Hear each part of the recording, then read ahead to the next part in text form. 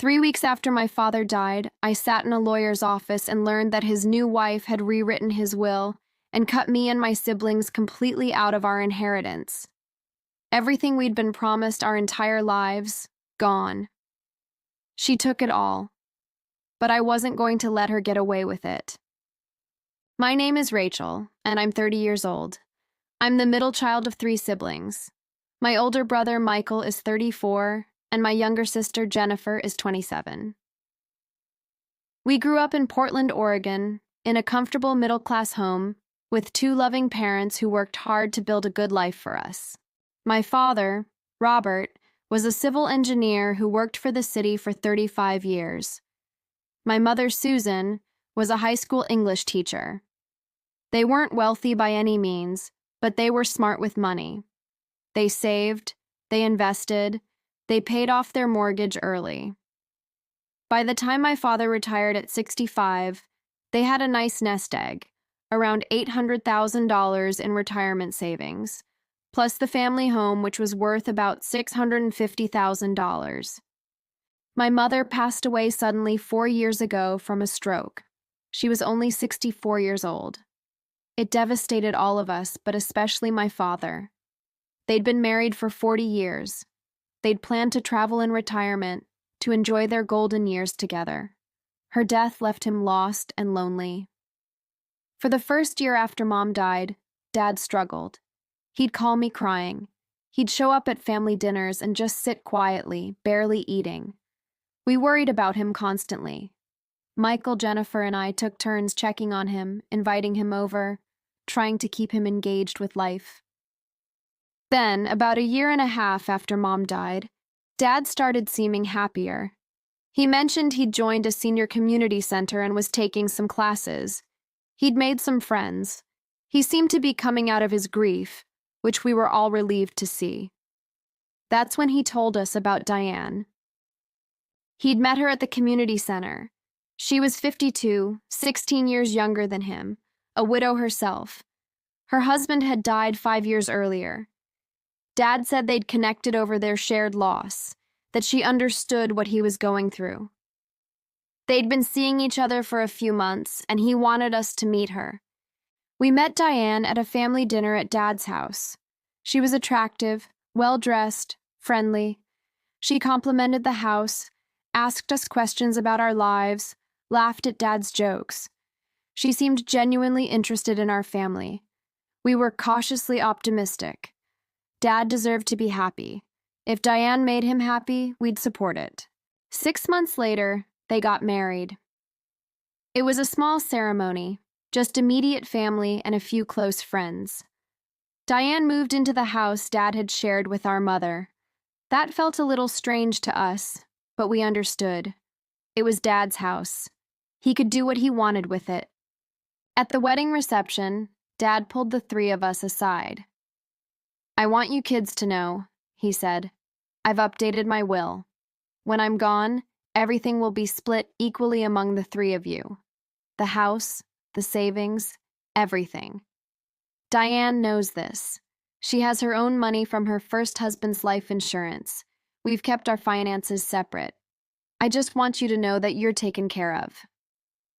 We appreciated him telling us that, though it felt a little morbid to discuss at his wedding. But Dad had always been practical about these things. He wanted us to know where we stood. The first year of Dad and Diane's marriage seemed fine. We'd see them at holidays and family gatherings. Diane was pleasant enough, though we never became close with her. She was our father's wife, not really our stepmother.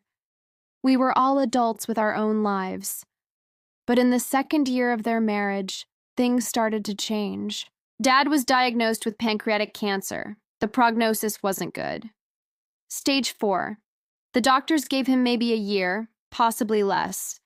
Diane immediately took charge of his care. She arranged his appointments, managed his medications, coordinated with his doctors. At first, we appreciated her taking care of him. It was a lot of responsibility, and we all had jobs and families of our own. But then Diane started limiting our access to Dad. When we'd call to check on him, Diane would answer and say he was resting. He couldn't come to the phone. When we'd try to visit, she'd say he wasn't up for visitors, that the doctor said he needed to conserve his energy. When we'd suggest bringing Dad to family dinners, she'd say he was too sick to travel. Michael confronted her about it. "We're his children. We have a right to see him." "Of course you do," Diane said sweetly. "But your father is very sick. I'm just trying to protect him and make sure he's comfortable. The stress of too many visitors isn't good for him." We felt guilty pushing back. Maybe she was right. Maybe we were being selfish, wanting to see him when he needed rest. So we accepted the limited visits, usually just 30 minutes once a week, always with Diane hovering nearby. Dad seemed different during those visits. Quieter, more withdrawn. We assumed it was the cancer, the medication, the reality of dying. We tried to make the most of our limited time with him. He died 6 months after his diagnosis. It was October, just before Thanksgiving. We were all there at the end, Michael, Jennifer, me, and Diane. Dad was unconscious those last few days, but we talked to him, held his hand, told him we loved him. When he took his last breath, Diane cried dramatically, threw herself across his body, wailed about how she couldn't go on without him. It felt performative, almost theatrical. But grief manifests differently in different people, so we didn't judge her for it. The funeral was 3 days later. Diane planned everything, barely consulting us about any of the arrangements. She chose a casket Dad never would have wanted, expensive and ostentatious. She selected music he didn't like. She invited people he barely knew. It was like she was planning a funeral for someone else entirely, not our father. But we were grieving, exhausted, emotionally drained. We didn't have the energy to fight her about funeral arrangements. We just wanted to get through it. 2 weeks after the funeral, Diane's lawyer called and scheduled a meeting for the reading of the will. We arrived at the lawyer's office on a gray November afternoon. Diane was already there, dressed in black, dabbing at her eyes with a tissue even though they looked perfectly dry. The lawyer, a man named George Patterson, opened a folder and began reading the will. It was dated 6 months earlier, just after Dad's cancer diagnosis. As he read, my stomach started to sink. The house went to Diane. All of it. Not split with us, just Diane. The retirement accounts went to Diane. All $800,000. The investment accounts went to Diane. Another $200,000. Dad's life insurance policy, $300,000 went to Diane. The cars went to Diane. Even the family heirlooms, my grandmother's jewelry, my grandfather's watch collection, photo albums from our childhood, all went to Diane. To Michael, Jennifer, and me, he left nothing. Not $1, not one item, nothing. I felt like I'd been punched in the stomach. Jennifer started crying. Michael's face turned red with anger. "This can't be right," Michael said. "Dad told us everything would be split equally among his children. He told us that at his wedding. This isn't what he wanted." Mr. Patterson cleared his throat uncomfortably. "This is the most recent will on file, properly executed and notarized. Mrs. Miller is the sole beneficiary of Mr. Miller's estate." Diane sat there looking sad, but not surprised. Because of course she wasn't surprised. She knew. She'd known all along what was in that will. "When was this will signed?" I asked. 6 months ago," Mr. Patterson said. "Shortly after Mr. Miller's cancer diagnosis." "And the previous will?" I pressed. "The previous will, dated 3 years ago, did indeed split the estate equally among his 3 children, but this more recent will supersedes it." "Who drafted this new will?" Michael asked. Mr. Patterson looked uncomfortable. "I did not draft this will." Mr. Miller apparently used a different attorney. This will was provided to me by Mrs. Miller after Mr. Miller's death. I looked at Diane. She was still dabbing at her dry eyes, not meeting our gaze. We want to contest this will, I said. That's your right, Mr. Patterson said. But I should warn you, contesting a will is expensive and difficult. You'd need to prove either that your father lacked mental capacity when he signed it, or that he was unduly influenced, or that there was fraud involved. That's a very high bar to meet. We'll meet it, I said. After the meeting, the three of us sat in Michael's car in the parking lot, trying to process what had just happened. She did this, Jennifer said, crying. Diane manipulated Dad into changing his will. He never would have cut us out. He loved us. Of course she did, Michael said angrily. She married a sick old man and convinced him to leave her everything. She's a gold digger. We all should have seen it. We need a lawyer, I said. A good one. Someone who specializes in estate litigation. Do you have any idea how much that will cost? Michael asked. I don't have that kind of money sitting around. Neither do I, Jennifer said. I have some savings, I said. And we can take out loans if we need to. This isn't about the money. This is about what's right. Dad didn't want this. I know he didn't. We found a lawyer named Patricia Chen who specialized in contested wills. She had a reputation for being tough and thorough. We met with her the following week and laid out everything we knew. Patricia listened carefully, taking notes. When we finished, she leaned back in her chair. Here's the situation, she said. To successfully contest this will, we need to prove one of three things. 1, that your father lacked testamentary capacity, meaning he didn't understand what he was doing when he signed the will. 2, that he was under undue influence, meaning someone pressured or manipulated him into changing the will against his true wishes. Or 3, that there was fraud or forgery involved. He had cancer, Jennifer said.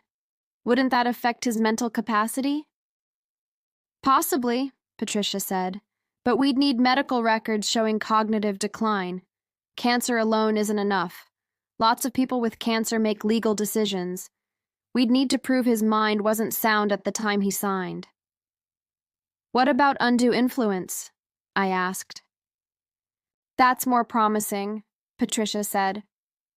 From what you've told me, Diane isolated your father in his final months, controlled access to him, and there's a suspicious pattern of timing.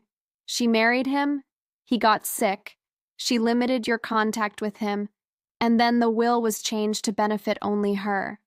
That could suggest undue influence. So what do we do? Michael asked. We file a petition to contest the will in probate court. We gather evidence. We interview witnesses. We subpoena medical records, phone records, financial records. We build a case, and then we go to trial if we have to.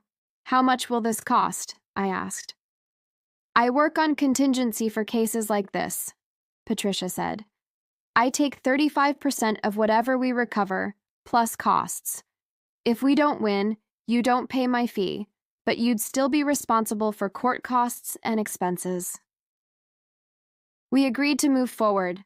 The next 6 months were grueling. Patricia was thorough. She left no stone unturned. We subpoenaed Dad's medical records from the last year of his life. What we found was telling. 6 months before his death, when the will was changed, Dad was on high doses of opioid pain medication. His doctor's notes mentioned confusion, memory issues, and difficulty concentrating. One note specifically said, "Patient seems easily confused and has difficulty following complex conversations." We interviewed Dad's doctors.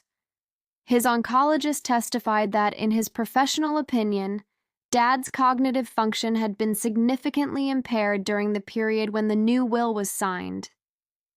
We subpoenaed phone records.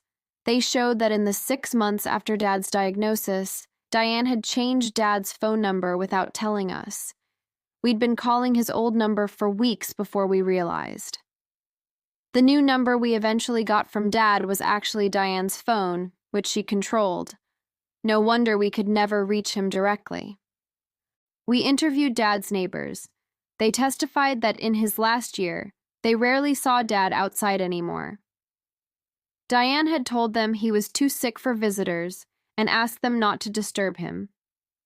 One neighbor, Mrs. Chen, testified that she'd run into Dad in his own driveway one afternoon about 7 months before he died, and he'd seemed confused about where Diane was and why she'd locked him out of the house.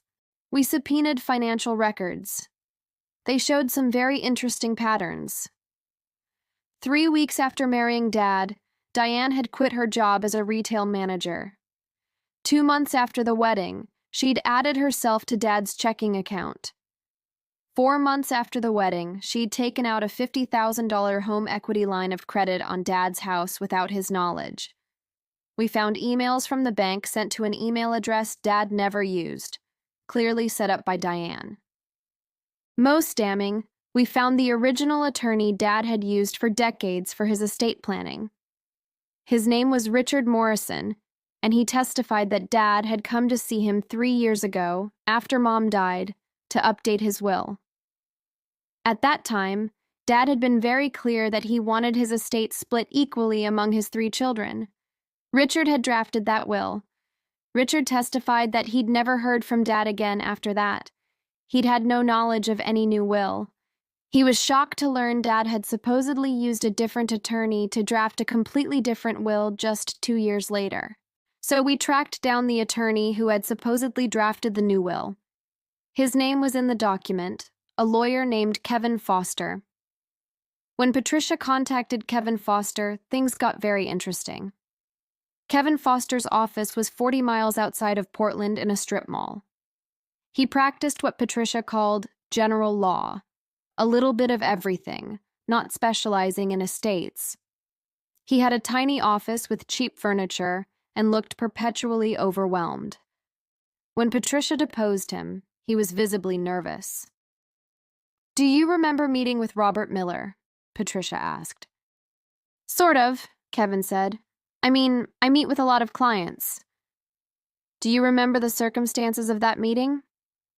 "He came in to draft a new will." "Was he alone?" Kevin hesitated.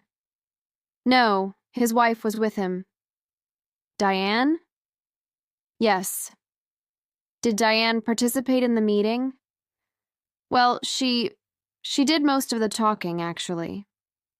"Most of the talking? You mean Diane told you what to put in Robert's will?" "She said she was explaining what he wanted because he wasn't feeling well." "Did Robert say anything during the meeting?" Kevin shifted uncomfortably. "Not much. He seemed kind of out of it. Tired, maybe. Or medicated." "Did you have any concerns about his capacity to understand what he was signing?" Long pause. "Maybe a little, but his wife assured me he understood." "His wife, who was the sole beneficiary of this new will?" Kevin looked miserable. "Yes." "Did you advise Robert to have independent legal counsel, separate from Diane?" "No." "Did you explain to Robert that this will completely cut out his children?" I'm not sure if that was explicitly stated." "Did you verify that Robert actually wanted to cut his children out of his will?" "His wife said he did." Patricia let that hang in the air. His wife, who stood to inherit over $2 million if those children were cut out, told you that he wanted to cut them out. And you didn't think to confirm that with Robert directly? Kevin had no good answer to that. We also discovered that Diane had paid Kevin Foster in cash.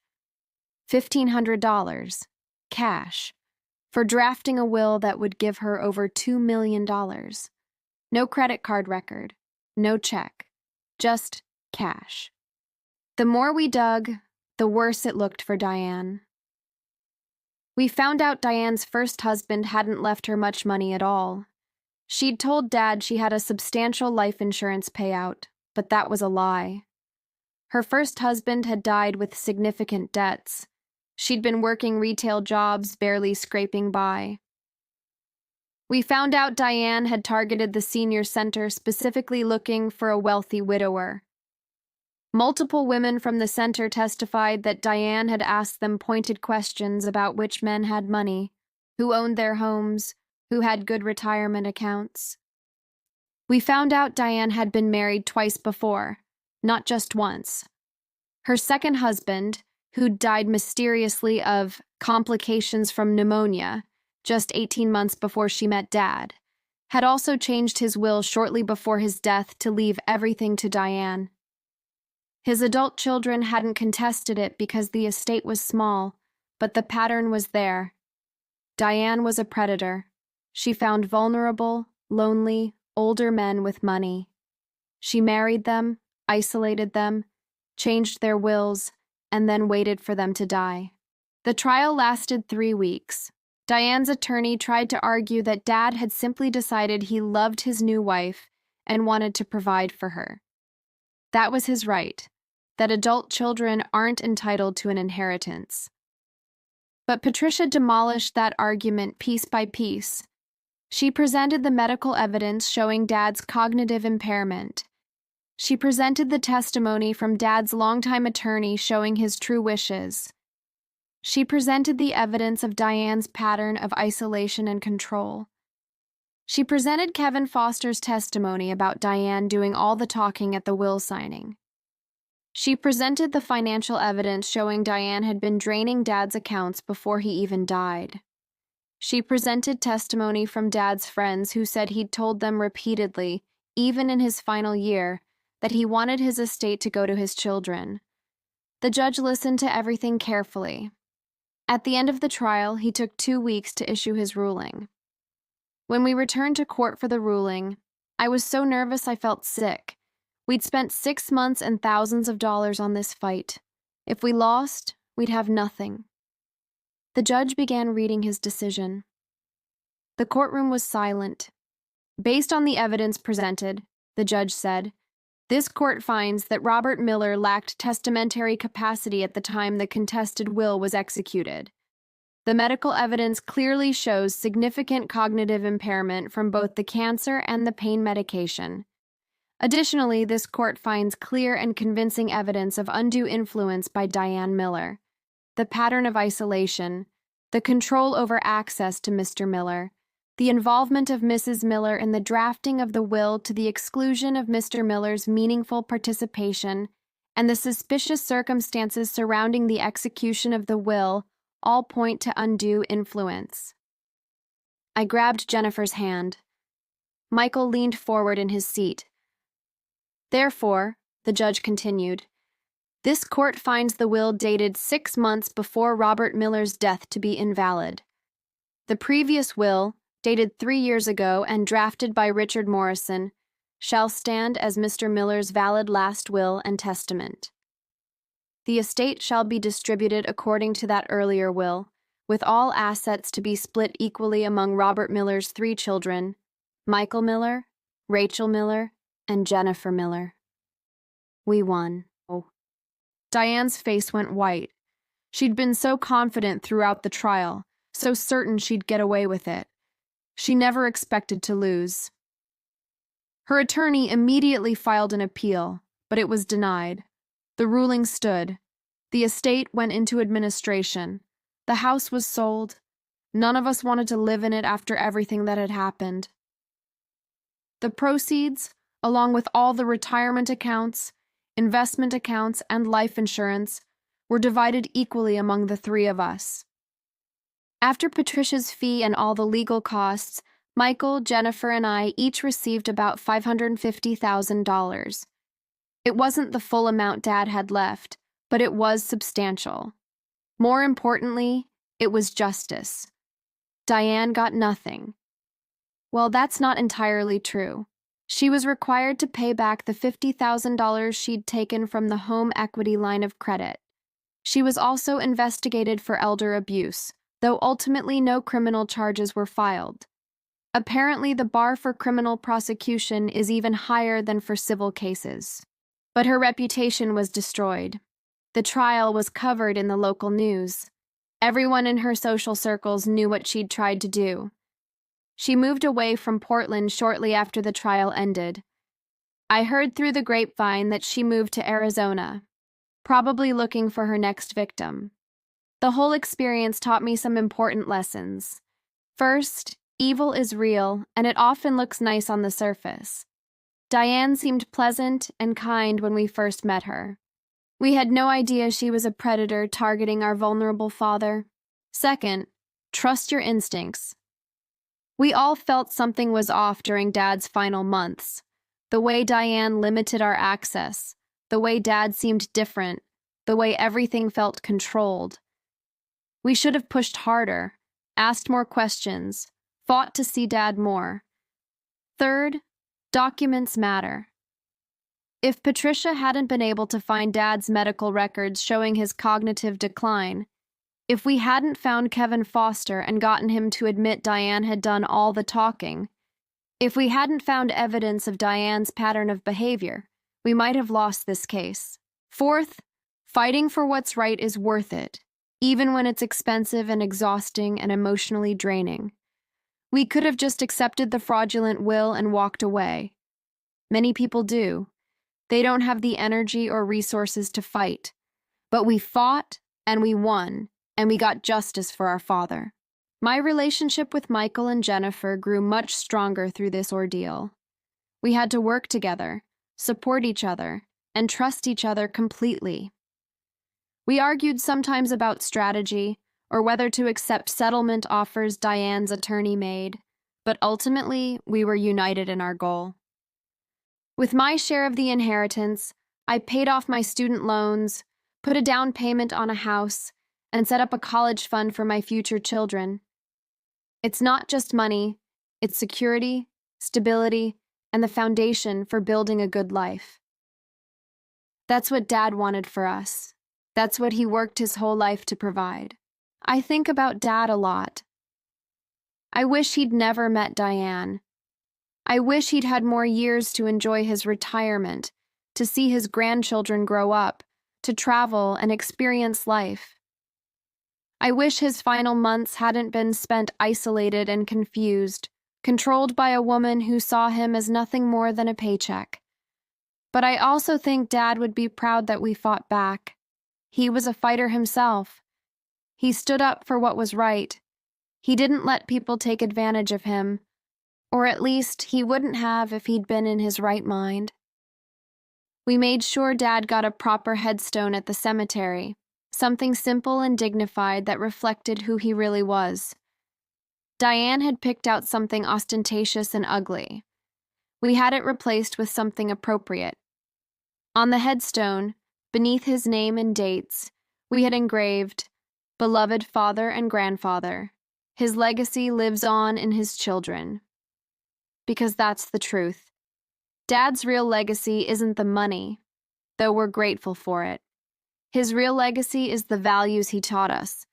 Work hard, save for the future, take care of your family, stand up for what's right. Diane tried to steal his money, but she couldn't steal his legacy. That belongs to us, his children, forever. My name is Rachel. I'm 30 years old.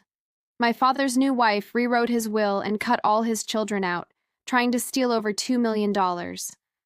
But I fought back. We all did, and we won.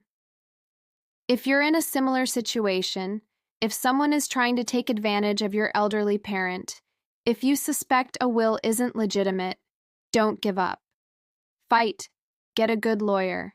Gather evidence. Trust your instincts. Justice isn't always easy to get. Sometimes you have to fight for it, but it's worth fighting for. Because our parents worked their whole lives to provide for us. The least we can do is protect their legacy when they can't protect it themselves.